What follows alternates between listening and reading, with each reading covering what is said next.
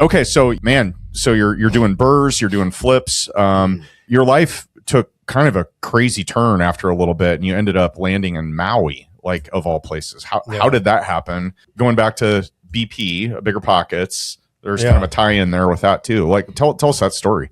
Yeah, I mean, so we had made contact with Brandon Turner from Bigger Pockets through a Maui mastermind that Megan went to. It was the first one, right? Was that his first one? It might have been his second one. Yep, it was the second one.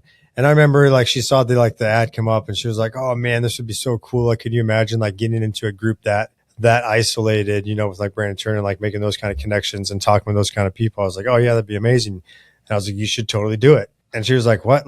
No, we would, we would do it, but the kids and we don't have a babysitter and all that." I was like, no, you should just do it. Cause that's not me. I'm not the visionary. I don't like to sit around and, kumbaya and brainstorm all day long. I go stir crazy. I need to go do something with my hands or be alone and just not be talked at all the time. My wife gets filled up by that. Me, no, not so much. So we work well with she does that stuff. She comes home, we hash it all out. She, tells me everything. She's learned everything she's thinking. We work it all out. We come to a conclusion. Okay, we're going to take this nugget and implement it in this way. And then we take it and run with it. That could be its own podcast and its own, just the brainstorming session and how you guys come together. I mean, that has to be kind of interesting and also has to be some back and forth going there. I'm assuming you guys don't agree on everything. No. Yeah, that's the thing. So I joke around with her all the time. I'm like, you just go around taking all the credit all the time. But me, I'm Walt Disney's brother back here. No, I'm just kidding. Without me, you are nothing. No, I just have to do that so that her head doesn't get too big. Yeah. So she can still film it. It's not true. But I have to tell her these things, just to keep it. No. So what are the rules in the business?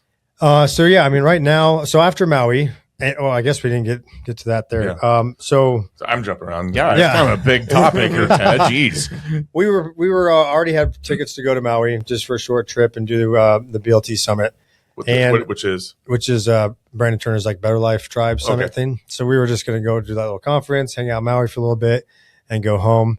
And right around that time, our nanny demanded almost a raise of $10 more an hour than what she was getting, which was already higher than average and under the table. Okay. So we were like, say what? We're like, we're paying you well. And, long story short, she just thought that we were rich and thought we would just do it. Oh, and you guys are traipsed around Maui and I'm back here, Yeah, one of those things. Yeah. And so Megan was pretty fired up about it. We had to group together and kind of formulate our response and get the emotions out, and all that kind of stuff. But when she had said that, or where we, initially before we got to give her an official response, Megan was like, "What? $10 more an hour? What makes more sense is I could just fire you and just move to Maui and just live in Maui and save all that expense for the nanny and just use it towards the cost of living in Maui." And then later on, she was like, that's not half a bad idea. So we started looking at our finances to be like, man, could we afford it? Okay, we need a furnished house. We need, this many bedrooms. Let's look into it.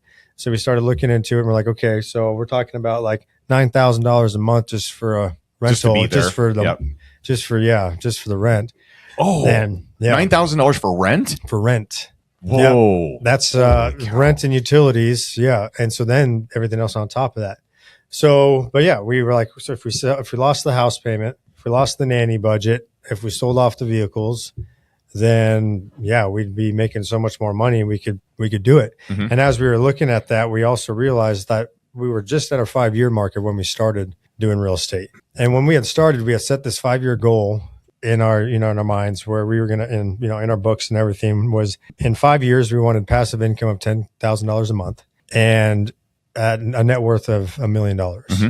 And we were grinding that first 5 years. We were doing everything. We started the staging company. We both, I got my realtor's license, was doing that. And she was doing the realtor thing. And we're banging on all the projects, doing all the work ourselves. And I'm doing the property management. And then there's acquisitions and all of this stuff. And we're just, kids are just keep popping out of Megan for some reason. I don't know why. So it was a tough season. And so we were burnt out at that point in time. And we were like, holy cow, like, hey, last month was our 5-year mark. And we updated our PFS and it was like, look at that. We literally like just broke the 1 million mark on our net worth, doing it the right way. Huge milestone too. Yeah. And our passive income was over 10K a month. And we're like, dude, we totally like did it. Like, let's go to Maui. Let's like do a year, like just like relax, refocus on our marriage, refocus on our kids. Like, cause we've been just wearing too many hats. And we can go and it'll force us to test our systems and keep everything running remotely because we did this from the beginning so that we could travel. So let's figure out how to do it while we're traveling now that we have gotten past this hurdle and this benchmark and we can see where we go from here. Yeah. So after that year, we came back to Lincoln and now we're trying to not do things that like I'm not allowed to go to Home Depot. I'm not allowed to go fix a loose doorknob. I'm not, I have to hire that out. I have to delegate it and I got to focus on the higher dollar per hour tasks. Yeah, I know. I do. I know. I'm always like, oh, don't let me look at the red section there. The Milwaukee's calling my name. Like, is that a new tool? I don't have that one yet. She's like, stop it. You're never working on the properties anymore. I'm like, but I could. I want to. Got some downtime, honey. Yeah. Hey guys, this is Ted with the Cash and Dash Show. Please like and subscribe to our podcast. I got to get back to this Rio group. Everybody say hi.